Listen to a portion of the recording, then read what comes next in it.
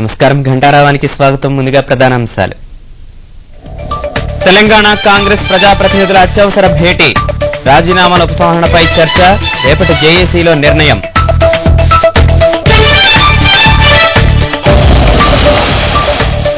APPSC పరీక్షలపై ఆందోళన ప్రభావం, group 4 పరీక్షల వాయిదా.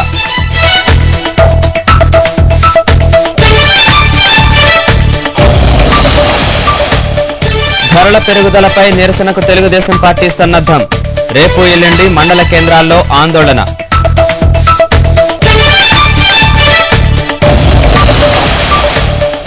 నియంత్రణ రేఖ వద్ద చొరబాటు యత్నం, 24 గంటల్లో రెండోసారి పాక్ రేంజర్ల కాల్పులు.